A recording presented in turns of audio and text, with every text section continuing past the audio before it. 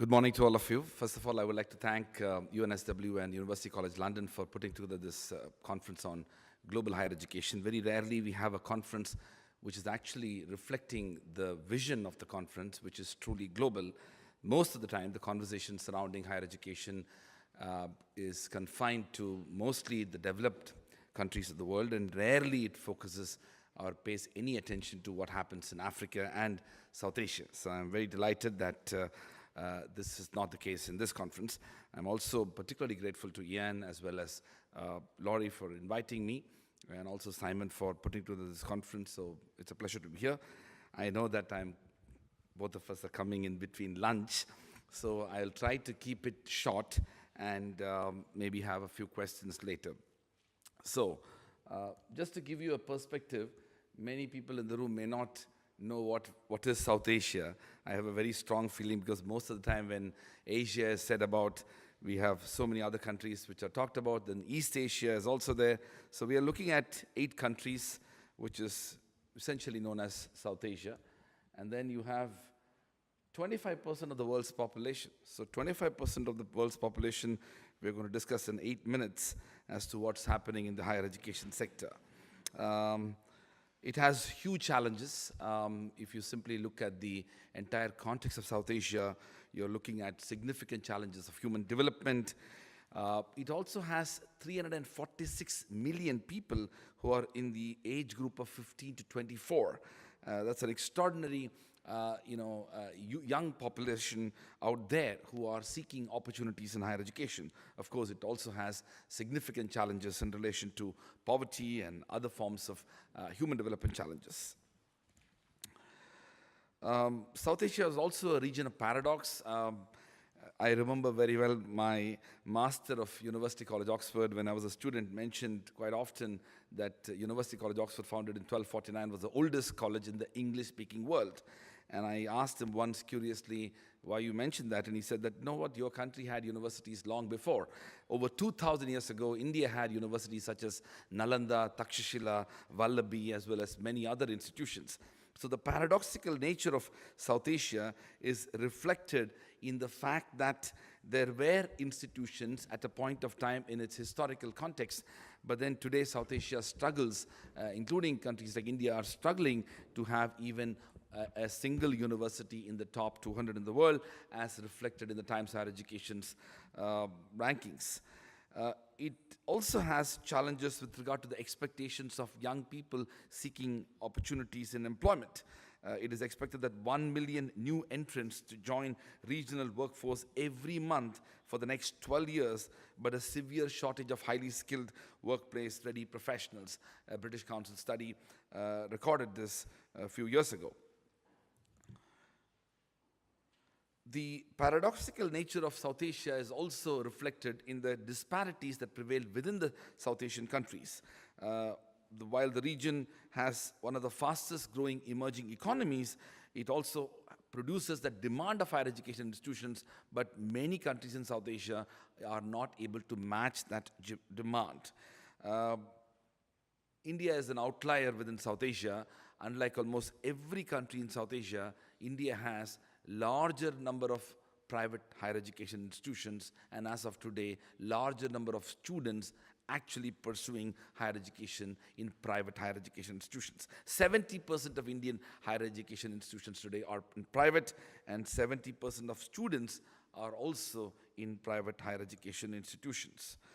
The question of allocation of funding and resources are writ large in it. I'm going to skip those aspects of it in the interest of time. The challenges faced by the higher education sector in India as well as other countries in South Asia are very similar. Some of these challenges are due to the nature of the regulation and policy and governance of higher education institutions, but is also due to the inability of policy effectiveness to impact higher education sector. There are also institutional challenges that are reflected in the growth and evolution of higher education. It's of course known that the South Asian countries in general are facing huge challenges of allocating resources and funding for higher education institutions. This is not only a problem that is reflected in, that's a uniform problem faced across all the South Asian countries. In fact, this is a very interesting chart in which you will see the gross enrollment ratio, which we talked about earlier. While the global gross enrollment ratios in relation to males and females are like this, India fares better than other countries in South Asia, but there is a long way to go across South Asian countries. Well, there's another very interesting trend about that. India and Nepal are the only two countries that have a parity between male and female ratio in relation to the gross enrollment ratio I talked about. Afghanistan and Pakistan have the least encouraging figures. Maldives and Sri Lanka have higher female enrollment ratio than males. And of course, India is the only country in South Asia that has female and male tertiary enrollment ratio greater than the South Asian average. Now, this is another important aspect which is worth noting. If you look at the expenditure on tertiary education as a percentage of government expenditure on education, you find in the last, there has been a decline in funding, unfortunately, in India as well as in Pakistan, but there are other South Asian countries where the funding is actually increased as a percentage. Now, there are many factors that could be attributed for this. The fact remains that the public discourse in relation to focusing on higher education has been quite strong, but government's contribution is limited in this, and that's one of the reasons why, at least in a country like India, there has been a significant increase in the role of the private sector in higher education. I'm going to skip some of these challenges. I think if I were to quickly summarize the big issues of higher education facing the South Asian countries, I would argue that there are 5 major ones. They're connected to each other. First is the question of access, quantity, and quality. Most of the time, South Asian countries are facing the issue of access to higher education, educating its population. But immediately, it has the equally important challenge of having enough institutions for providing that. And when we try to address both the access and quantity, we also get into the paradoxical situation of the issue of quality, to what extent the students who are being educated in these institutions are equipped with the knowledge necessary for getting employment. Second major aspect of the challenge of South Asian higher education is the issue of research, knowledge, and impact. When Philip talked about, he mentioned about the fact that the Latin American context doesn't have any imagination as far as world-class universities is concerned. The situation in South Asia is not very different. Issues relating to research and knowledge and impact is occasionally talked about, but rarely it gets integrated into the policy level engagement. The only exception being in the context of investment in high levels of science education, particularly in the fields of science and technology. As some of you know, India had a successful mission to Mars, and the entire cost of that mission to Mars was less than the cost of the movie Gravity. It's extraordinary to look at the possibility of human capital in countries like India and even other countries in South Asia to make a huge impact on some of the more substantive areas of science. Unfortunately, funding constitutes a major challenge for these isolated aspects of success in research to be integrated into the broader policy and governance of higher education institutions. The third aspect is a question of funding, regulation, and governance. South Asian higher education institutions are hugely over-regulated and significantly under-governed. And so over-regulation and under-governance is a pattern you will see across South Asian higher education institutions, and one needs to address that. The question of rankings and excellence and benchmarking is a very important aspect of the contemporary discussion that is happening in a few countries in South Asia. And this is a very interesting tabulation of South Asia and East Asia. And of course, Laurie gave this powerful presentation about China. And I have to confess that the extraordinary growth and evolution of Chinese academic institutions in a relatively short span of time ought to be a great source of inspiration for many countries in South Asia, including India. The trends are not looking good. And if you would critique the Indian context, the other South Asian countries' contexts are even more deplorable, and there is a need for developing a new vision, a new imagination, particularly when 350 million young people in the age group of 16 to 24 are in South Asia. I want to briefly reflect about the rankings part of it. In recent times, at least the last 5 to 6 years, have seen a trend developing in India, and it's important to mention the trend, which is that increasingly rankings, and including international rankings, are becoming part of a public discourse. Public institutions are challenged with regard to their performance. There is a new imagination that is developed at the highest levels of government in India, which is beginning to look at international rankings and benchmarking far more seriously than ever it was. This is also reflected in the broader framework of looking at how to engage with institutions around the world. This may not be the case with all countries in South Asia, but definitely few countries are leading that effort. And the fifth major issue is the question of globalization, partnerships, and the private sector. This is also not only a challenge, but also a huge opportunity. It may be useful to mention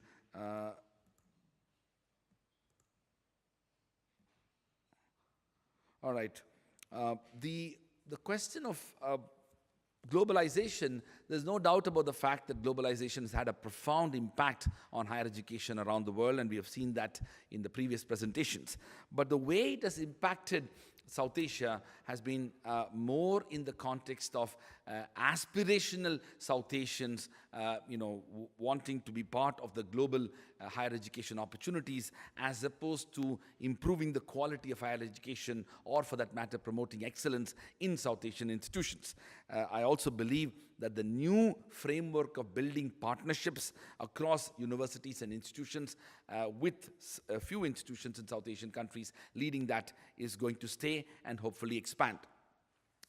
One of the less studied aspects of this is the role of the private sector. At the dawn of Indian independence in 1947, India had around 20 universities, and today India has over 800 universities. We have over nearly 50,000 colleges, and of course over 5,000 business schools and over 1,500 law schools.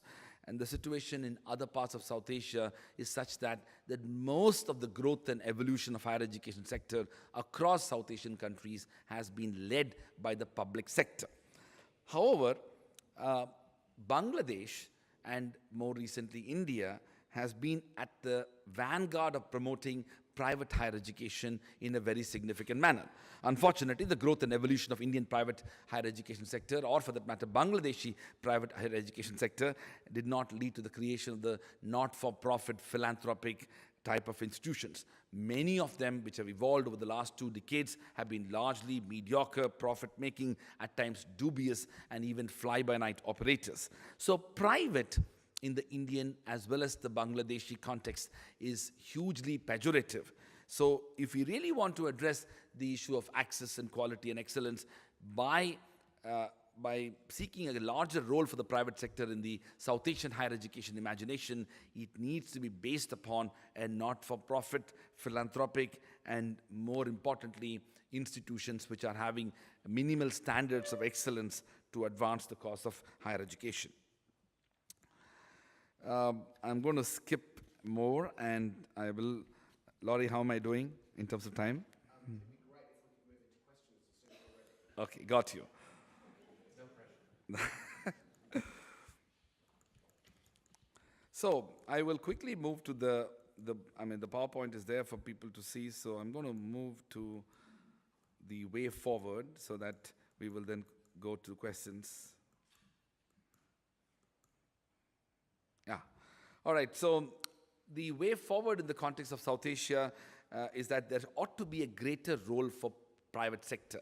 And this is inevitable because of the fact that the good part of public spending is interested to invest in primary and secondary education as well as health and other issues. It also is important for us to address the significant prejudices connected to private higher education, and that could be addressed only through a stronger emphasis on quality and excellence.